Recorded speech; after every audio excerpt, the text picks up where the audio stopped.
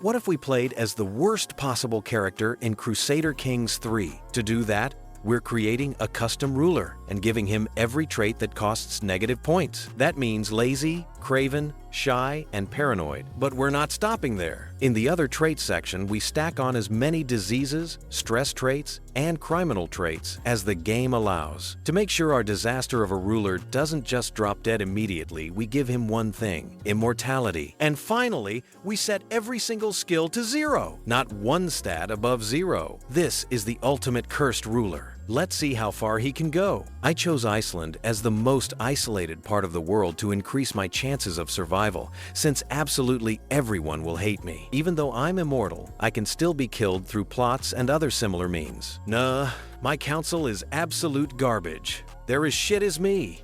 Only the bishop is good, but it's almost useless. My piety growth is still negative anyway. That's low-key shocking. I don't even have any sins. For my lifestyle focus, I'll pick intrigue and intimidation, since absolutely everyone will want me dead anyway. Improving relations is pointless, way too impossible, so I might as well terrify them all instead.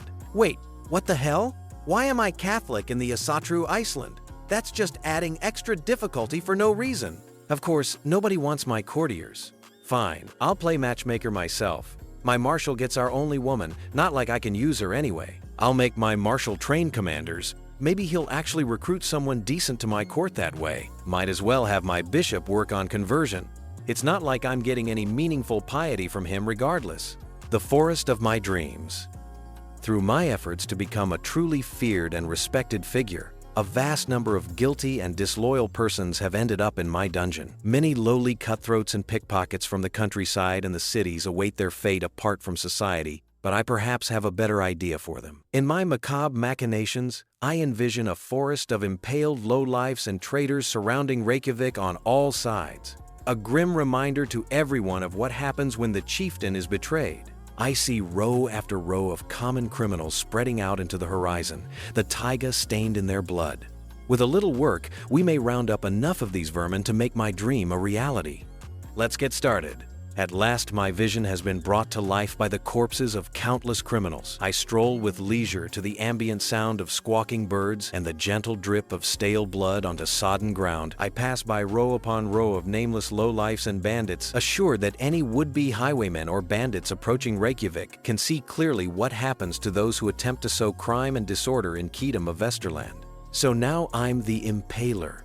Funny, considering I haven't even done anything impaling worthy yet. I'll spend what little prestige I have on hiring huskarls. At least that might deter people from attacking me. Guess I'll butter up the bishop. Who knows? Maybe he won't notice my 0 diplomacy stat. Well, that's my first opportunity to gain stress level for thriving in chaoses and gain some bonus stats. Wow, maybe I'll get all 3 levels at once? Ugh, only 2. Even with plus 12, I still have way below 0 prowess. Damn, 50 gold is way too much for stress level. I'll wait for free options. Easy. Now I have max stress level. And 1 eye. I was blind anyway. And back down to just 1 stress level. Nah, permanent injury. I'd rather reduce my stress even further. Shit, I'm cooked. Screw it, I surrender. Now it's only a matter of time before they take my last province, or at best, I'll become a vassal, which I'd actually be fine with. By the way, can't the physician cure some of my diseases? I've got nothing left to lose. I already have every negative trait anyway. Oh yes, little by little. Wound minus. In theory, the physician could get some good practice on me. Hopefully there's no death by treatment event though.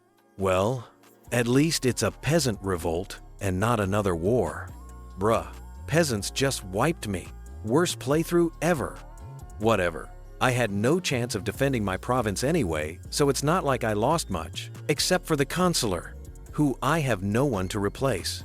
Dread is useless until I unlock the 1000 decay branch. Without it, it drops lightning fast. No way. The court has guests, and excellent ones at that. Here's my council right now. Not the best, but I'm hoping the new marshal can recruit someone decent for the other positions. Oh, another chance to hit stress level 3. Come on, still stuck at stress level 2. Forgot to marry off that comely courtier to someone. If I were Asatru instead of Catholic, I could have become a vassal and quietly leveled up my stats.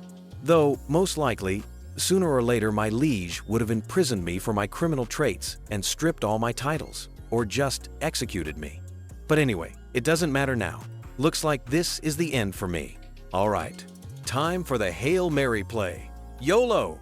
Well, I lost as expected, but there's still a comeback chance if I play as an adventurer. Want to see part 2? Smash like and subscribe.